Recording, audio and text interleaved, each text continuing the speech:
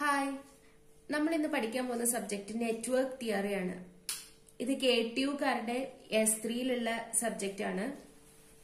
അതുപോലെ gate, IES, ഇനി വരാൻ പോകുന്ന നമ്മുടെ Kerala PSC polytechnic lecturer for electronics, അവർക്കൊക്കെ ഉള്ള ഒരു ഇമ്പോർട്ടന്റ് സബ്ജക്റ്റ് ആണ് നെറ്റ്വർക്ക് തിയറി. മെയിൻലി ഒരു പ്രോബ്ലമാറ്റിക് പേപ്പറാണ്.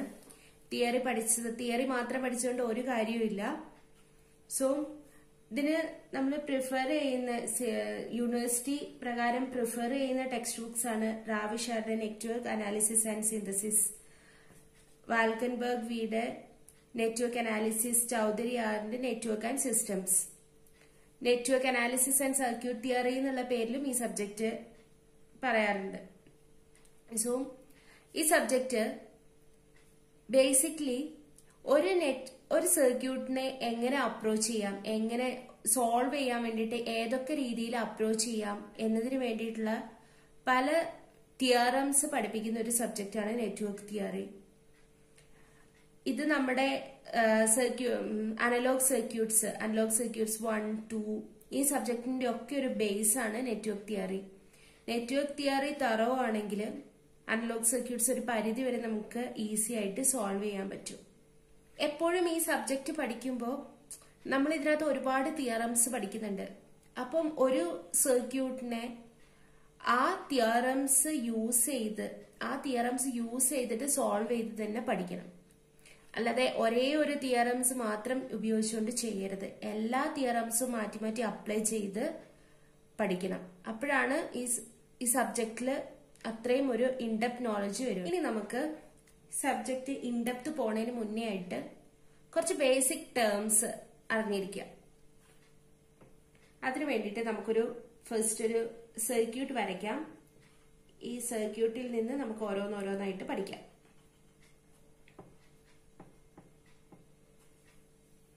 ഇവിടെ ഇപ്പൊ ഒരു വോൾട്ടേജ് സോഴ്സ് ഉണ്ട്, 3 റെസിസ്റ്റേഴ്സ് കണക്ട് ചെയ്തിട്ടുണ്ട്. ഫസ്റ്റ് ടേം നമ്മൾ പഠിക്കാൻ പോകുന്നത് നോഡ്, ഡിനോട്ട് ചെയ്യുന്നത് n വെച്ചിട്ട്. So what is A node? A node is A point of interconnection or junction between 2 or more components. ഒന്നിൽ കൂടുതൽ കമ്പണന്റ്സ് ജോയിൻ ചെയ്യുന്ന ജംഗ്ഷനെയാണ് നമ്മൾ നോഡ്സ് എന്ന് പറയുന്നത്. സോ ഹിയർ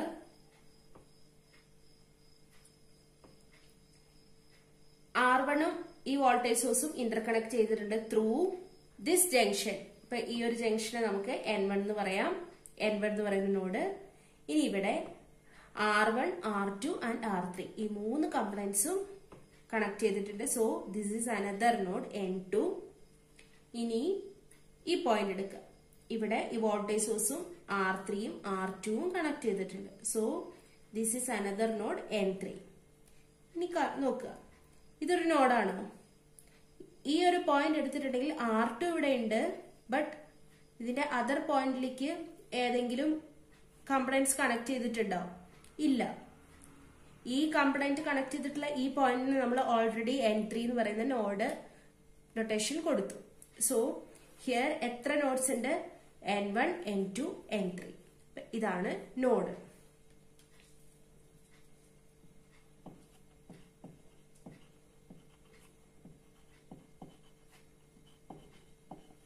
അടുത്തത് branch B.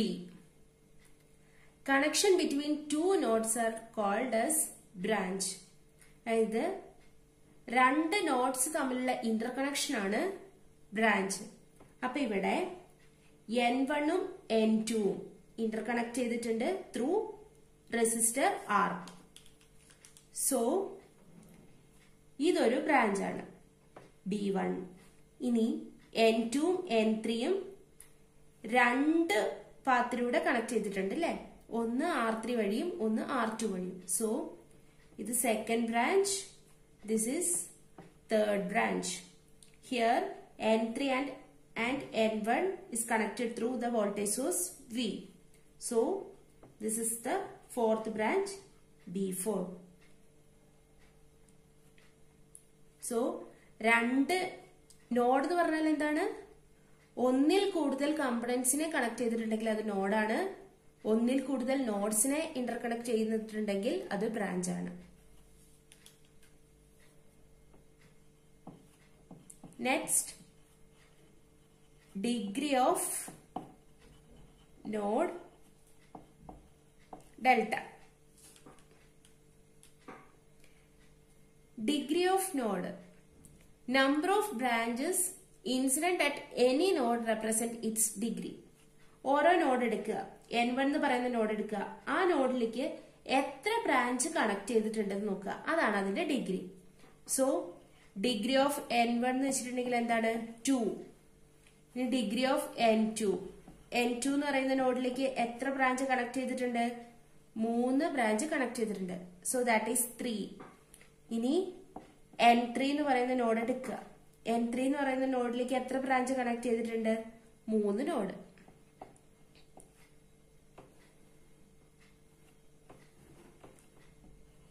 Degree equal to 2 ആണെങ്കിൽ അതിന് പറയുന്ന പേരാണ് simple node. Then degree greater than 2 ആണെങ്കിൽ അത് പ്രിൻസിപ്പൽ നോഡ്. ഇത് നമ്മള് NP എന്ന് പറയും. പ്രിൻസിപ്പൽ നോഡ്, സിമ്പിൾ നോഡ് ആണെങ്കിൽ NS. Then next, for any network or circuit, summation of I equal to 1 to N degrees equal to 2 into number of branch.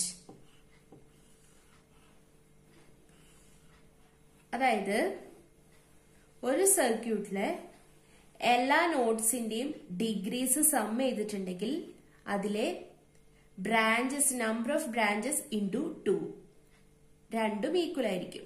ഇപ്പൊ ഇവിടെ assume ചെയ്യാം ഡിഗ്രി ഓഫ് N1 എത്രയാണ്? ഇവിടെ 3 നോഡാണുള്ളത്. First നോഡിന്റെ N1ന്റെ degree എന്ന് വെച്ചാൽ 2 ആണ്, N2ന്റെ ഡിഗ്രി 3 ആണ്, N3ന്റെ ഡിഗ്രിയും 3 ആണ്. That is equal to 8. ഇനി എത്ര ബ്രാഞ്ച് ഉണ്ട് ഇവിടെ? 1 2 3 4 ബ്രാഞ്ച് ഉണ്ട്. So 4 into 2 that is equal to 8. രണ്ടും ഈക്വൽ ആണ്. സോ ഈ ഒരു റിലേഷൻ ഓർത്ത് വെക്കുക. കോമ്പറ്റേറ്റീവ് എക്സാംസിനൊക്കെ ഇത് യൂസ്ഫുൾ ആയിരിക്കും ഈ ഒരു റിലേഷൻ.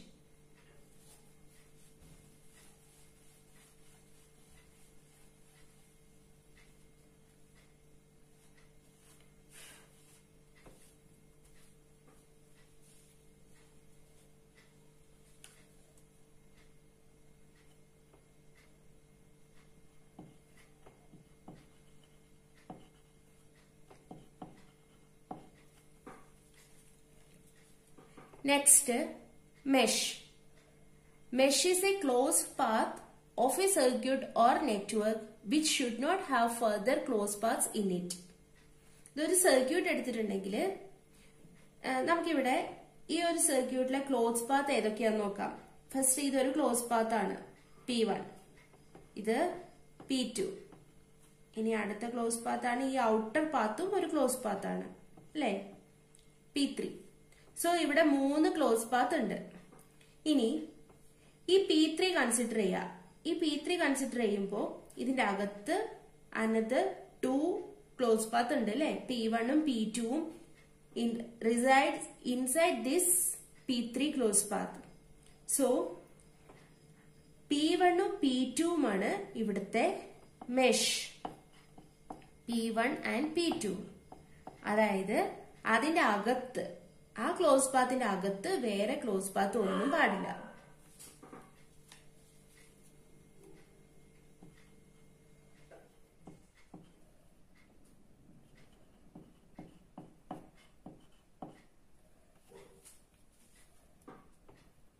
സിമിലർലി ലൂപ്പ്, ഒരു സർക്യൂട്ടിലെ പോസിബിൾ ആയിട്ടുള്ള എല്ലാ ക്ലോസ് പാത്തിനെയും നമ്മൾ ലൂപ്പ് എന്നാണ് പറയാം. സോ ഹിയർ ഏതൊക്കെയാണ് ലൂപ്സ്? P1, P2, P3. ഇത് 3ഉം ഇവിടുത്തെ ലൂപ്സ് ആണ്. ഇനി ഏതൊരു സർക്യൂട്ടിലും number of mesh equal to B minus N plus 1. Number of mesh calculate ചെയ്യാനുള്ള ഇക്വേഷൻ ആണ്, റിലേഷൻ ആണ് B minus number of branch minus number of node plus 1. ഈ സർക്യൂട്ടിന്റെ തന്നെ എക്സാമ്പിൾ ആയിട്ട് എടുക്കുക. ഇവിടെ നമ്പർ ഓഫ് ബ്രാഞ്ച് എത്രയാണ്? 4 ബ്രാഞ്ച് ഉണ്ട്. 4 മൈനസ് നമ്പർ ഓഫ് നോഡ് 3 ആണ്, പ്ലസ് 1 ഈക്വൽ ടു 2. ഇവിടെ എത്ര മെഷാണുള്ളത്? P1 ആൻഡ് P2 2 മെഷാണുള്ളത് അല്ലെ.